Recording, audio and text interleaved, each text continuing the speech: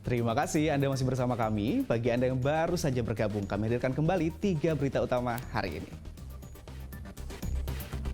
Sebanyak 7 kios di Simpang Martubung, Kota Medan, ludes terbakar.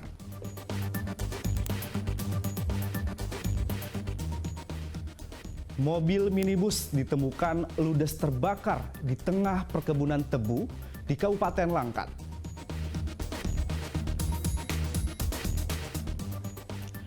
Tuding polisi tidak serius memberantas narkoba di desanya, anggota DPRD unjuk rasa tunggal di depan Mapolda Sumatera Utara.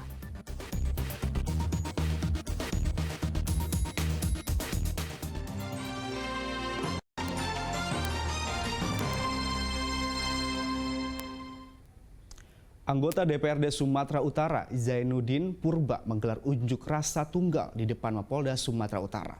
Legislator dari fraksi Golkar itu menuding polisi tidak serius memberantas narkoba di desanya.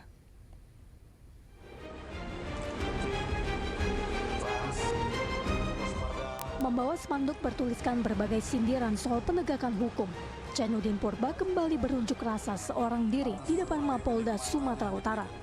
Unjuk rasa ini merupakan yang ketiga kalinya dilakukan Zainuddin.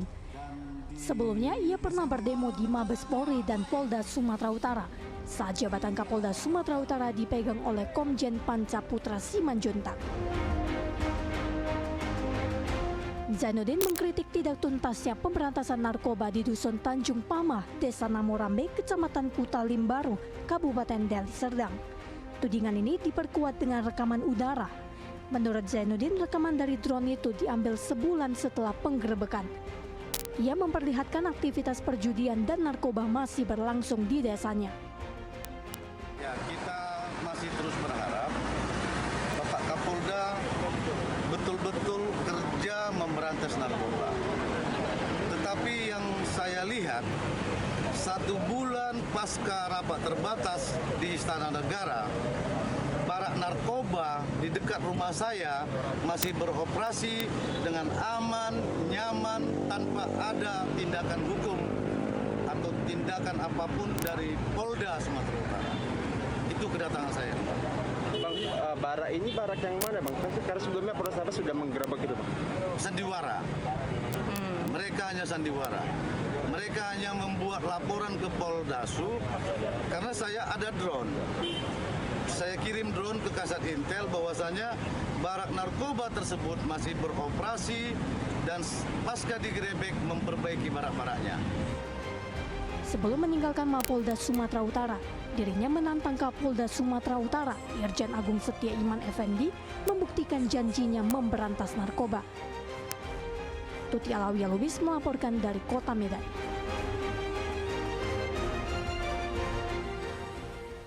Seorang pria yang tega membakar hidup-hidup mantan istrinya di Kabupaten Langkat ditangkap di Kabupaten Aceh Tamiang. Terungkap pula bahwa rekan korban juga mengalami luka bakar atas tindakan keji mantan suaminya. Sementara korban masih menjalani perawatan di Rumah Sakit Umum Pusat Haji Adam Malik Medan. Rumah Sakit Umum Pusat Haji Adam Malik Medan masih merawat korban AN dengan bantuan alat pernafasan. Korban mengalami luka bakar terparah di seluruh wajah dan leher dengan kerusakan jaringan kulit mencapai 13%. Luka bakar lainnya berada di tangan kiri dan paha. Kondisi kesadarannya sampai hari ini bagus ya. Sebelumnya pasien ini menggunakan alat bantu napas untuk manajemen jalan napasnya, tetapi untuk hari ini sudah menggunakan alat bantu pernapasan oksigen binasal. Jadi ada kemajuan gitu. Responnya juga bagus. Ternyata tidak hanya korban AN saja yang mengalami luka bakar, melainkan rekan korban bernama Kasdiana, 36 tahun yang mengalami luka bakar di bagian tangan dan perut. Kasdiana menjelaskan bahwa kejadian ini diawali dari tidak maunya korban diajak rujuk oleh mantan suaminya. Pelaku kemudian menuduh korban berselingkuh hingga akhirnya membakar tubuh mantan istrinya. Korban tak tahu apa-apa ya kena juga. Jadi posisinya orang kakak lagi ngapain kak? Tidur. Lagi tidur. Lagi tidur tiba-tiba datang dia gitu. Masuk yang si orangnya semua tidur. Suami istri Kelahi lah bentrok. Memang bisa udah berapa hari orang tuh laki-laki tadi gak terima, mau tak balik cuma si perempuan tadi nggak mau ya kan. Itulah repet, lagi tadi beli bensin dibakar lah. Jadi kakak kok bisa terbakar juga? Sebelah Lagi istri dia. Oh, kakak lagi tidur sama si korban. Iya, Oh, jadi kakak disiram kena juga bensin gitu. iya. Jadi setelah disiram itu gimana kak reaksinya? Suaminya lari atau gimana? Dia lari. Terus teman kakak itu gimana? Ya dia bangkit dari tidur lari ke kamar mandi nyiram. Sementara pemilik rumah kontrakan yang ditempati korban dan pelaku, Elviana menyebutkan, cekcok antara korban dan pelaku sangat sering terjadi hingga berakhir perceraian. Setelah itu dia sering bertengkar dengan suaminya. Setelah itu dia ngadu kemari. Setiap ada masalah dia ngadu kemari. Namanya dia kan mamanya udah nggak ada. Saya ini anak saya kawan sama ini korban. Jadi kan nganggap saya pun anggap dia jadi anak saya lagi. Dia bilang, Bu, si Boy pukul aku sakit kali. Kakiku sapu sampai patah, Bu. Aku heran, dia kok pinjam sapu aku. Sapu mana, Dek? Patah, Bu, kakiku nih. Sampai biru kakinya. Mantan suami korban, BS yang merupakan tersangka pembakaran, telah ditangkap personel Polres Langkat pada 14 Oktober lalu di Aceh Tamiang. Ya, jadi pelakunya hari Sabtu kemarin sudah ditangkap oleh Polres Langkat. Saat ini sedang menjalani proses penyidikan. Kasus itu berawal dari motif kecemburuan si suami terhadap istri yang menjadi korban. Selain menangkap pelaku, Polres Langkat juga menyita barang bukti kasur yang sudah terbakar dan botol plastik untuk menyiramkan bahan bakar pertalet kepada korban. Tidak satu rumah lagi. Lalu si istri menjawab, ya memang sudah ada pengganti kau di sini. Ada yang bisa kasih aku duit. Nah inilah spontan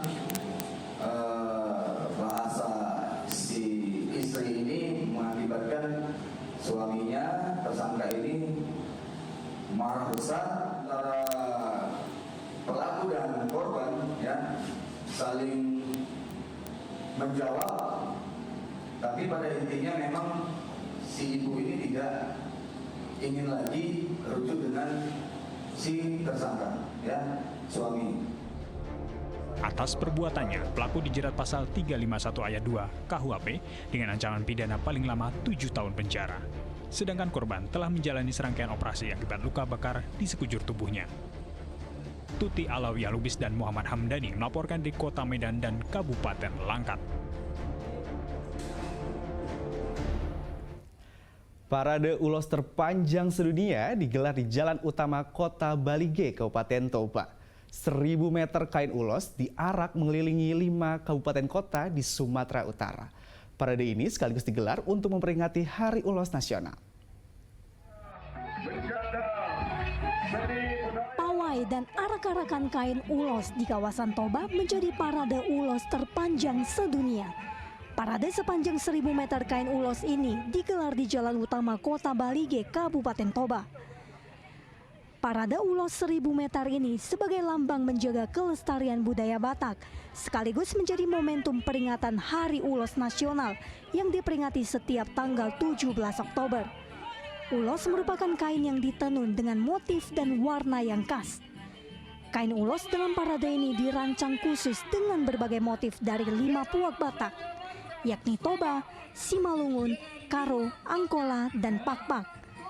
Adanya ragam motif dalam ulos 1.000 meter ini menjadi wujud keberagaman dan kecintaan suku Batak terhadap ulos. Parade ulos ini pun sudah digelar sejak tahun 2015. Ini sudah yang ke-9 kali, dari mulai 2015 yang kemarin sampai hari ini. Nah, jadi 28 Oktober kita juga rencananya persis dengan hari Sumpah Pemuda. Mudah-mudahan kita sudah sampai di Jakarta lah.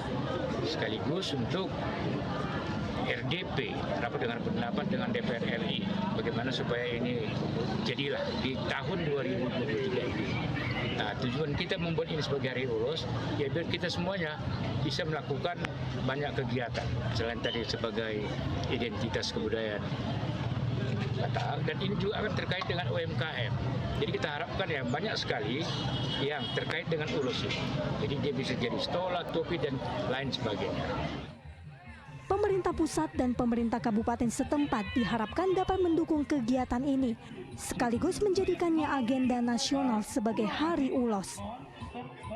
Terima kasih pertama kepada Yayasan Musik Buhit yang menginisiasi supaya tanggal 17 Oktober bisa kita jadikan Hari Ulos Nasional.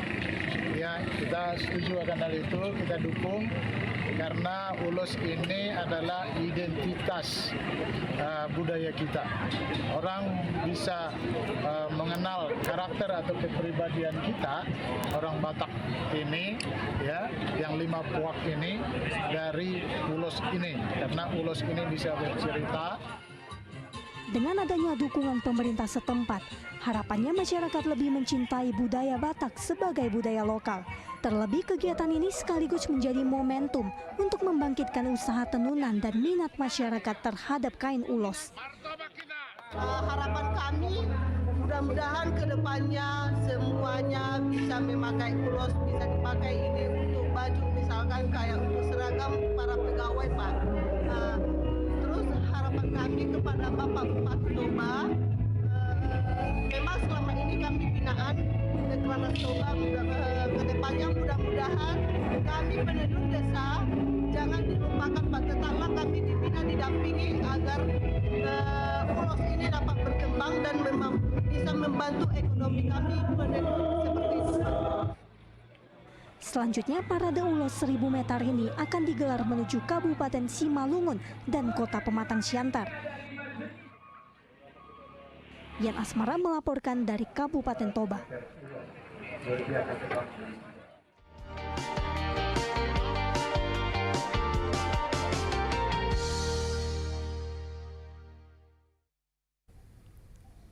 Informasi tadi mengakhiri berita Medan hari ini. Saya Agi Kurnia berterima kasih atas perhatian dan kebersamaan Anda.